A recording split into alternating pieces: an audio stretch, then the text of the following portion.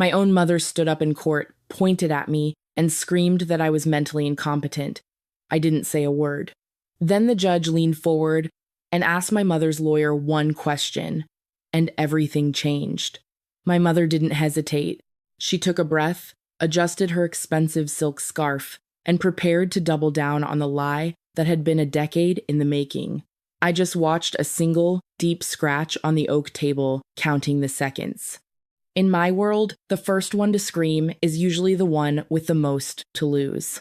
Sitting here with my coffee, watching the world go by, it's quiet moments like these that make you realize how unpredictable life can be. Before we continue, where are you joining from, and what is your favorite drink right now?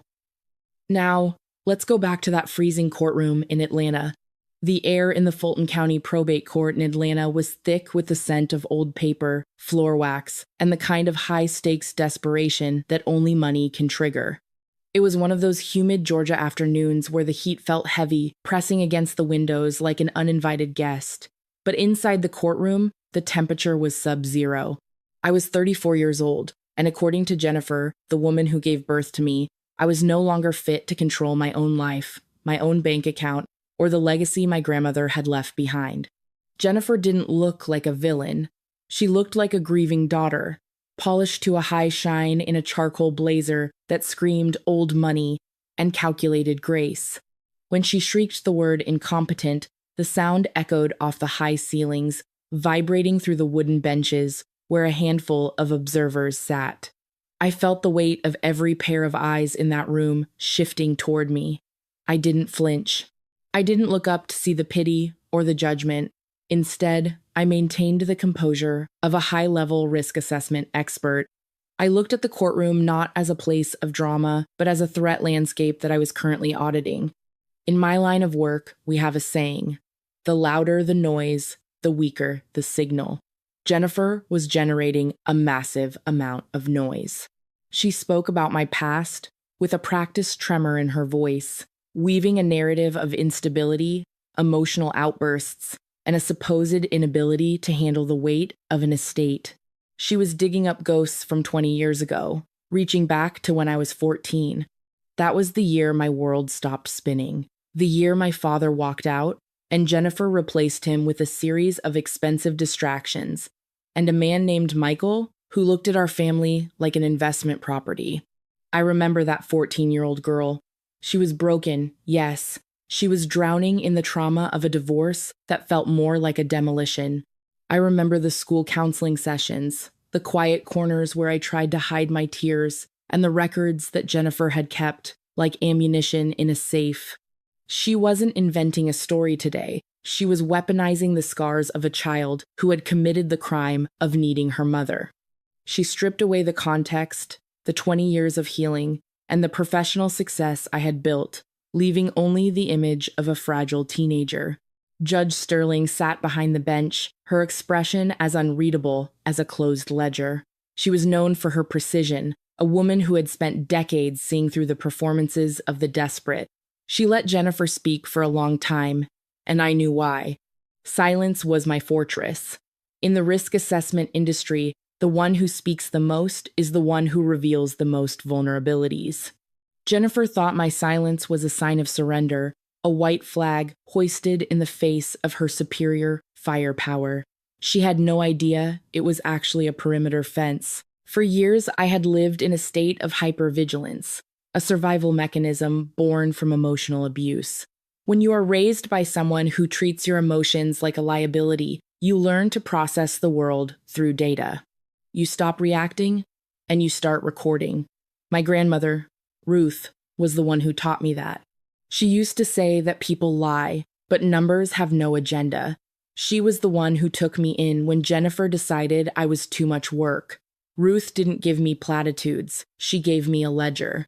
She taught me how to balance a checkbook before I could drive, and more importantly, she taught me how to spot an entry that didn't belong. As Jennifer sat down, smoothing her blazer with the satisfaction of someone who believed she had just delivered a closing argument, her attorney gave a small, arrogant nod. They thought they had trapped me in my own history. They thought the records from a grieving 14-year-old would outweigh the reality of a 34-year-old woman who assessed risk for Fortune 500 companies. Judge Sterling leaned forward, her glasses sliding slightly down her nose. She looked at Jennifer's attorney and asked the question that made the air vanish from the room. "Counselor, do you truly have no idea who you are suing today?" The attorney blinked, his confident posture faltering for a microsecond. "She's an accountant, Your Honor," he replied. "She works locally." A ghost of a smile almost touched my lips, but I kept my face clinical. The judge didn't respond immediately. She turned her gaze to me, then back to my mother, whose face was already beginning to lose its carefully maintained color. The recognition in the judge's eyes was the first crack in Jennifer's wall. She thought this hearing was about taking my grandmother's house and my sanity. She had no idea it was actually an audit of her own soul. And as a professional, I knew exactly what happened to people who failed an audit. The Savannah mansion was a relic of a time when the word family meant something more than a legal battle. It sat at the end of a long, moss-draped driveway, surrounded by ancient oaks that seemed to be whispering the family's secrets to anyone patient enough to listen. From the outside, the estate was a masterpiece of iron-wrought gates and white columns, a symbol of the Cross legacy that Jennifer and Michael were so desperate to claim. But for 2 years, I lived behind those columns, and I knew that the real story wasn't in the architecture. It was in the air that smelled of lavender, cleaner, and the slow, rhythmic ticking of a clock that was running out for my grandmother, Ruth. I wasn't just there to hold her hand as she faded. I was the one auditing the pharmacy bills, managing the nursing schedules, and ensuring the roof didn't collapse under the weight of the humid Georgia air. Jennifer and Michael only appeared when the sun was high, and the photo opportunities were plentiful. They would sweep in, smelling of expensive perfume and cocktails, play the role of the devoted family for an hour, and then disappear back to Atlanta. They looked at that house and saw equity. I looked at that house and saw a woman who had given me everything, when my own mother had treated me like an expired insurance policy. 6 months before she passed, I noticed the first anomaly. I was sitting at her mahogany desk, reviewing the trust account activity, and the numbers didn't align. My pulse didn't race, it slowed down, the way it does when I am identifying a high-level systemic risk at work. I found a series of irregular withdrawals that bypassed the standard operating procedures of the trust. Michael, a man whose only real contribution to the family was a history of bad bets and gambling debts, had found a vulnerability. He had secretly and illegally withdrawn $96,400 from my grandmother's trust account. He didn't do it all at once. He did it in irregular intervals, thinking that rounded numbers would look like home repairs or medical expenses. But I had been tracking fraud for years. I knew that people who steal once rarely stop, and Michael was a man who lived in a state of constant financial oxygen deprivation. He had used that money to pay off the offshore gambling sites and the creditors who were starting to circle his own failed business ventures. Michael had orchestrated a complex web of fraud totaling $1.8 million, but that money was tied up in frozen offshore accounts and failing overseas investments. He was asset-rich on paper, but drowning in immediate debt. He desperately needed $96,400 in liquid cash to stop a private creditor from seizing his cars and office, and he thought my grandmother's trust was an easy, untraceable ATM. It was a sloppy, panicked move, the kind of mistake a seasoned thief makes when his back is against the wall. The theft was clinical, but the consequence was immediate. Because Michael had gutted the trust to keep his own head above water, the account was depleted. When the annual property tax bill for the Savannah mansion arrived, there was nothing left. These weren't just warnings, they were final notices. Michael had been siphoning the tax escrow for 3 consecutive years, hiding the mail while the interest compounded. The house wasn't just in debt, it was weeks away from a county tax lien auction. The house that had been in our family for generations was on the verge of foreclosure. I didn't call Jennifer to scream. Instead, I treated my mother and stepfather as a bad debt that I was forced to restructure. I opened my personal savings account and I transferred exactly $96,400 of my own hard-earned money into the estate account to pay the taxes. I saved the house, but I didn't do it for them. Jennifer and Michael thought they were the predators, and I was just the quiet girl paying the bills. They didn't realize that by using my own money to cover their theft, I had officially bought the right to their downfall. Jennifer understood the world of corporate optics with a terrifying precision. She didn't need to win the court case to destroy me immediately. She just needed to create enough radioactive doubt to freeze my professional momentum. The anonymous letter she sent to the Fortune 500 corporation where I worked merely expressed grave concern for my well-being, citing my supposed mental instability as a systemic threat to the firm. But Jennifer didn't stop at words. She attached a notarized copy of the pending guardianship petition, making it look like I was a legal liability to the firm's multi-billion-dollar accounts. In the high-stakes world of corporate finance, liability is a radioactive word. The conference room at the office was freezing. My supervisor, a woman I had respected for 5 years, wouldn't look me in the eye. She spoke in the hollow language of human resources. I sat there, watching my professional life being dismantled. I wasn't being fired. I was being sidelined. No new contracts, no access to the secure servers, and no expert testimony.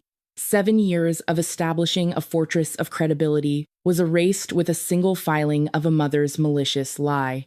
Liam, my new boyfriend, was the next pillar to crumble. He sat across from me at our kitchen table, his face a mask of misplaced, weary sympathy. But Jennifer had spent weeks poisoning his mind, feeding his own career insecurities with lies about my mental decline and the impending scandal. He didn't just leave because he was scared. He left because Jennifer offered him a way out of a messy relationship he was too weak to handle. "Emily, maybe she has a point about the stress," he whispered, avoiding my gaze. "Taking a psychological evaluation doesn't mean you're crazy. It just proves her wrong." He didn't understand that for people like Jennifer, there is no closing the book. He was gaslighting me under the guise of being the reasonable one, pressuring me to compromise my truth so his own life could be comfortable again. I didn't cry or scream. I simply realized that our relationship was just another liability I needed to offload. Jennifer was busy conquering social media. She had mastered the art of the digital weep, posting photos of the Savannah mansion at sunset. Her status updates were long, tear-stained narratives about the tragedy of a daughter lost to madness. She was harvesting pity, turning her greed into a public service announcement for mental health awareness. The comments flooded in prayers for the saintly mother and condemnation for the ungrateful, unstable daughter. Being sidelined by my firm wasn't a punishment. It was an invitation to go hunting. While Jennifer was busy playing the martyr, I was back in my element. Jennifer thought she had won, but she had actually given me the one thing a forensic investigator needs most: time. I didn't waste a second on anger. Instead, I performed a deep tissue audit of every document Jennifer had filed to seize my grandmother's legacy. I started with the power of attorney. It was the master key she had used to unlock my grandmother's trust. On the surface, the document looked pristine, but I looked at the notary's commission number. I recognized the name of the notary from an old regional fraud database. I spent 4 hours digging through public health records and obituary archives until I found it. The notary, whose stamp appeared on Jennifer's power of attorney, had been deceased for 3 years. Jennifer hadn't just manipulated my grandmother. She had used a dead man's identity to manufacture legal authority. This was a felony. I knew that in the architecture of greed, one lie is usually a support beam for a much larger structure. I started looking into the premium payments in the 2 months leading up to my grandmother's death. Jennifer had insisted her mother passed peacefully, yet I found a secret expenditure. Tucked behind a series of rerouted transfers was a premium payment for a high-value life insurance policy.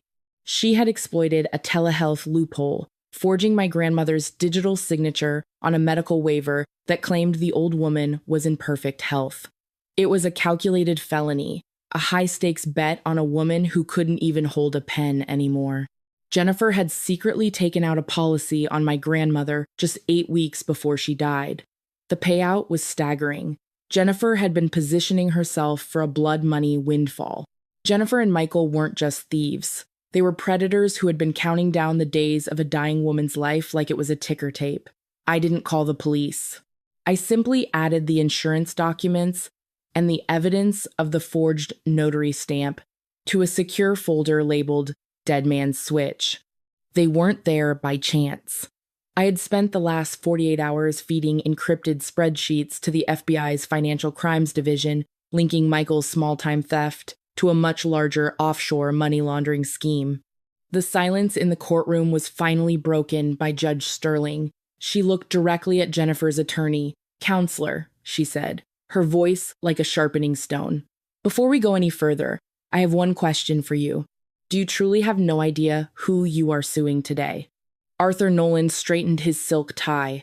"She is an accountant, Your Honor," he replied. Judge Sterling didn't blink. "No, counselor," she said evenly. "Emily is a senior strategic consultant for global insurance conglomerates. In fact, this very court has contracted her firm on multiple occasions to audit 7-figure estate fraud cases. She is the person we call when people like your client try to hide their tracks." The air vanished from the room. Jennifer's mouth opened, but no sound came out. The mother who had spent months calling me crazy was now staring at the person who audited predators for a living. I stood up. My movement was clinical. "Your Honor," I said, "while my mother was busy building a theatrical production of my madness, I was busy performing an audit. I have submitted a file to the clerk. I call it the Dead Man's Switch. The documents I had meticulously gathered were projected for everyone to see.